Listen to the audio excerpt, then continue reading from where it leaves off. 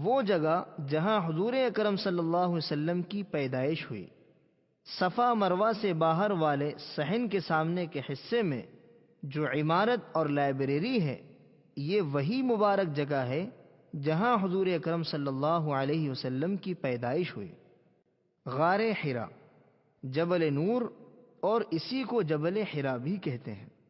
اسی کے اوپر وہ غار ہے جہاں حضور اکرم صلی اللہ علیہ وسلم نبوت ملنے سے پہلے قیام فرماتے تھے، اور اسی غار میں جبرائیل امین پہلی وحی لے کر نازل ہوئے تھے۔ اس پر یہ آیتیں بھی لکھی ہوئی ہیں: اقرأ بسم ربک الذی خلق، خلق الانسان من علق۔ یہ پہاڑ اپنی مخصوص اور نمایاں شکل سے دور سے ہی پہچانا جاتا ہے کہ یہ جبل نور یا جبل حرا ہے۔ غار ثور، ہجرت کے سفر میں آپ صلی اللہ علیہ وسلم نے حضرت ابوبکر صدیق رضی اللہ عنہ کے ساتھ 3 دن اسی غار میں قیام کیا تھا۔ یہ غار جبل ثور میں واقع ہے۔ یہ پہاڑ مکہ مکرمہ سے تقریباً 6 میل کے فاصلے پر ہے۔ دار ارقم، یہ حضرت ارقم رضی اللہ عنہ کا وہ مکان ہے جہاں اسلام کے ابتدائی زمانے میں صحابہ کرام رضی اللہ عنہم حضور اکرم صلی اللہ علیہ وسلم کے ساتھ چھپ کر نماز پڑھا کرتے تھے، قرآن اور دین کو سیکھا کرتے تھے۔ اب یہ مکان سعی کی جگہ سے تبدیل ہو گیا ہے، اس کا نام باب ارقم ہے۔ اسی گھر میں حضرت عمر رضی اللہ تعالیٰ عنہ اسلام لائے تھے۔ مصعب بن عمیر رضی اللہ عنہ بھی اسی جگہ آ کر مسلمان ہوئے تھے۔ مسجد جن، طائف سے واپسی پر مکہ مکرمہ سے قریب آپ صلی اللہ علیہ وسلم نے نماز پڑھی تھی تو قرآن سن کر جنات جمع ہو گئے تھے اور مسلمان ہو گئے تھے۔ اس جگہ پر مسجد جن بنی ہوئی ہے جو سڑکوں کی بیچ میں ہے۔ حرم سے شعب عامر کی طرف آتے وقت محلہ شعب عامر اور محلہ سلیمانیہ کے درمیان سڑک پر نظر آتی ہے، وہی مسجد جن ہے۔ مسجد رایا، رسول اللہ صلی اللہ علیہ وسلم نے فتح مکہ کے دن اس جگہ فتح کا جھنڈا نصب کیا تھا۔ جنت المعلیٰ کے راستے میں ہے۔ اس جگہ اب مسجد بنی ہوئی ہے، اسی کو مسجد رایا کہتے ہیں۔ مسجد تنعیم، جس جگہ سے حجۃ الوداع کے سفر میں حضرت عائشہ رضی اللہ عنہا نے احرام باندھ کر اپنے بھائی عبد الرحمن کے ساتھ عمرہ کیا تھا، اس جگہ اب مسجد بنی ہوئی ہے جس کو مسجد عائشہ کہتے ہیں۔ مکے سے شمال کی جانب 3 میل پر ہے۔ مسجد خیف، مینا میں ایک بڑی مسجد ہے، کہتے ہیں کہ اس میں 70 انبیاء کرام مدفون ہیں۔ مسجد نمرہ، عرفات کے کنارے پر بڑی مسجد ہے جس کو مسجد نمرہ کہتے ہیں۔ مسجد مشعر الحرام، مزدلفہ میں بڑی مسجد ہے۔ حجۃ الوداع کے سفر میں حضور اکرم صلی اللہ علیہ وسلم نے پوری رات ذکر و فکر اور عبادت میں اسی جگہ گزاری تھی، اب یہاں مسجد بنی ہوئی ہے۔ مسجد استراحہ، مینا سے واپسی پر مکہ مکرمہ میں داخلے سے پہلے جو محلہ معبدہ ہے اسی علاقے میں ایک مسجد ہے۔ 13 ذی الحجہ کو حج سے واپسی پر رسول اللہ صلی اللہ علیہ وسلم نے ظہر اور عصر پڑھی تھی اور کچھ دیر آرام بھی کیا تھا، اسی لیے اس کو مسجد استراحہ کہتے ہیں۔ زیارت مدینہ منورہ، زیارت مدینہ منورہ الحمدللہ حج اور عمرے پر تفصیلی کلام ہو چکا۔ اب آپ کے سامنے زیارت مدینہ منورہ کے آداب ذکر کیے جاتے ہیں، آپ توجہ کے ساتھ پڑھیں، آپ توجہ کے ساتھ سنیں۔ حج کے بعد سب سے افضل اور سب سے بڑی سعادت سید الانبیاء رحمۃ للعالمین تاجدار مدینہ رسول مقبول صلی اللہ علیہ وسلم کے روضہ اقدس کی زیارت ہے۔ رسول اللہ صلی اللہ علیہ وسلم کی عظمت و محبت وہ چیز ہے جس کے بغیر ایمان ہی مکمل نہیں ہوتا۔ اس کا تقاضا ایمان والے کو بھی فطری طور پر ہونا چاہیے کہ دیار اقدس میں پہنچنے کے بعد روضہ اقدس کی زیارت کے بغیر واپس نہ ہو، اور اس پر مزید یہ کہ روضہ اقدس کے سامنے حاضر ہو کر درود و سلام کے بعد وہ عظیم انعامات اور ثمرات و برکات کا حاصل ہو جانا جو دور سے درود و سلام پڑھنے سے حاصل نہیں ہو سکتے۔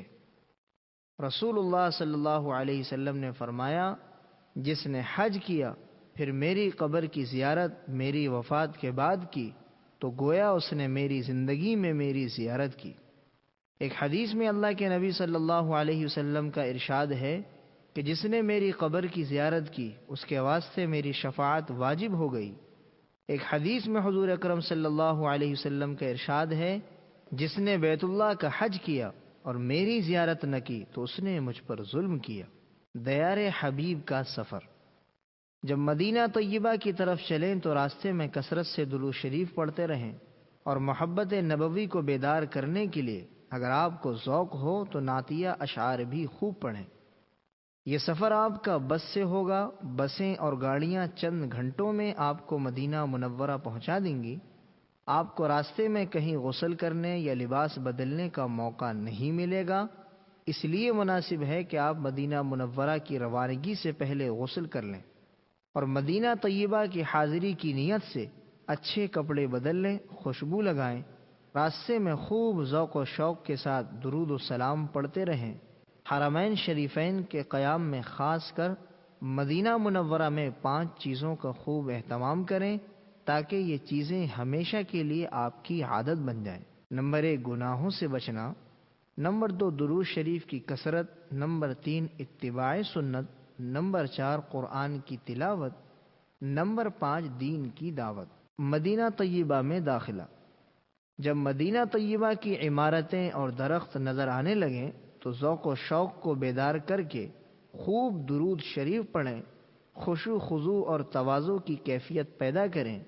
جب مدینہ منورہ سے قریب ہونے لگیں تو اللہ تعالیٰ سے دعا کریں کہ اے اللہ، یہ تیرے حبیب کا شہر ہے اور تیرے حبیب نے تیرے حکم سے اس کو حرم قرار دیا ہے، اس میں میرے داخلے اور میری حاضری کو ہر قسم کے عذاب سے امان کا ذریعہ بنا، اور مدینے میں داخلے کے وقت اللہ کی طرف متوجہ ہو کر خشوع خضوع کے ساتھ یہ دعا پڑھیں۔ بسم اللہ ما شاء اللہ لا حول ولا قوة الا باللہ رب ادخلنی مدخل صدق واخرجنی مخرج صدق واجعل لی من لدنک سلطانا نصیرا۔ اے پروردگار، مجھے صحیح طور پر داخل کیجیے اور صحیح طور پر نکالیے اور اپنی طرف سے میرے لیے مددگار بنا دیجیے۔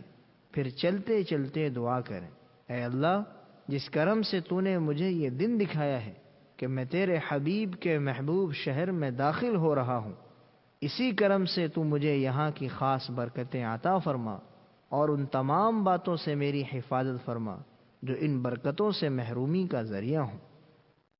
مسجد نبوی میں حاضری۔ مدینہ منورہ میں بھی بسیں آپ کو آپ کی بلڈنگ تک پہنچا دیں گی۔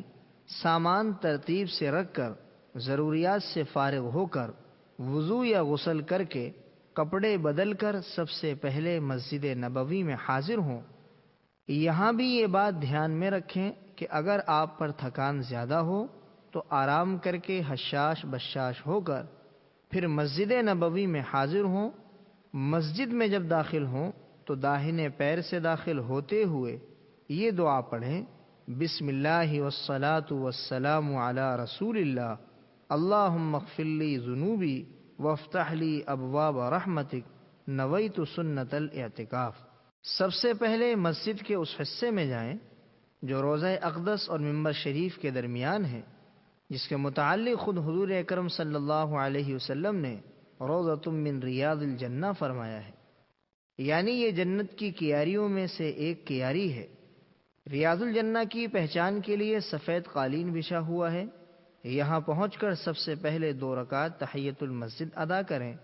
تحیۃ المسجد داخل ہوتے ہی ادا کریں تو اچھا ہے۔ تحیۃ المسجد کے بعد اللہ تعالیٰ کا بہت شکر ادا کریں۔ آپ بہت اونچی جگہ پہنچے ہیں، جتنا شکر ادا کریں کم ہے۔ علماء نے لکھا ہے کہ اس موقع پر سجدہ شکر بھی کر لیں، پھر اللہ تعالیٰ سے خوب دعائیں کریں۔ مسجد نبوی میں داخل ہونے کے بعد اگر ریاض الجنہ کا حصہ بہت دور نظر آ رہا ہو یا وہاں بھیڑ بہت زیادہ ہو تو آپ تحیت المسجد کی نماز پوری مسجد میں کہیں بھی ادا کر سکتے ہیں۔ مسجد نبوی کے ستون اور ریاض الجنہ۔ ریاض الجنہ میں سفید سنگ مرمر کے 7 اہم ستون ہیں جن کو استوانہ کہا جاتا ہے۔ یہ قبولیت دعا کی خاص جگہیں ہیں۔ پہلا ستون محراب سے متصل ہے جس کو استوانہ حنانہ یا مخلقہ کہتے ہیں۔ اس ستون سے سہارا لے کر رسول اللہ صلی اللہ علیہ وسلم خطبہ دیا کرتے تھے۔ دوسرا ستون محراب کی بائیں جانب ہے جس کو استوانہ عائشہ کہتے ہیں۔ اس جگہ کے بارے میں حضور اکرم صلی اللہ علیہ وسلم کا ارشاد ہے، اگر میں اس کی فضیلت لوگوں کو بتا دوں تو لوگ یہاں نماز کے لیے قرعہ اندازی کرنے لگیں گے۔ اس جگہ کی نشاندہی حضرت عائشہ رضی اللہ تعالی عنہا نے کی تھی، اس لیے اس کو استوانہ عائشہ کہتے ہیں۔ استوانہ عائشہ کی بائیں جانب استوانہ ابو لبابہ ہے۔ اس جگہ حضرت ابو لبابہ رضی اللہ عنہ نے ایک غلطی کی وجہ سے خود کو ستون سے باندھ لیا تھا، پھر ان کی توبہ قبول ہونے پر خود حضور اکرم صلی اللہ علیہ وسلم نے آ کر آپ کو کھولا تھا اور فرمایا تھا کہ اب قیامت تک کوئی بھی آدمی اس ستون کے پاس آ کر کھڑے ہو کر توبہ کرے گا یا صلاۃ التوبہ پڑھے گا تو اللہ تعالیٰ ابو لبابہ کی توبہ کی برکت سے اس کی توبہ بھی قبول فرمائیں گے۔ روضہ اقدس کی جالی میں 3 ستون ہیں، آدھے جالی کے باہر ریاض الجنہ میں اور آدھے جالی کے اندر کے حصے میں ہیں۔ ان تمام ستونوں پر نام لکھا ہوا ہے۔ پہلا استوانہ سریر ہے، یہاں پر آپ صلی اللہ علیہ وسلم اعتکاف کی حالت میں چٹائی پر اعتکاف فرماتے تھے۔ اس کے قریب دوسرا استوانہ حرص ہے، یہاں صحابہ کرام رضی اللہ تعالی عنہم شروع زمانے میں رات کو آپ صلی اللہ علیہ وسلم کی حجرہ مقدسہ کی نگرانی کرتے تھے۔ اس کے قریب ہی استوانہ وفود ہے، یہاں پر آپ صلی اللہ علیہ وسلم باہر سے آنے والوں کے ساتھ بات چیت کرتے، معاہدہ کرتے اور دین سکھایا کرتے تھے۔ اور اسی میں ایک ستون اور ہے جس کو استوانہ جبرائیل کہتے ہیں۔ یہاں عموماً نبی کریم صلی اللہ علیہ وسلم کی حضرت جبرائیل علیہ السلام سے ملاقات ہوتی تھی۔ یہ 7 ستون اور ریاض الجنہ کا پورا حصہ قبولیت دعا کے لیے خاص جگہیں ہیں، اور یہاں نمازیں ادا کرنا زیادہ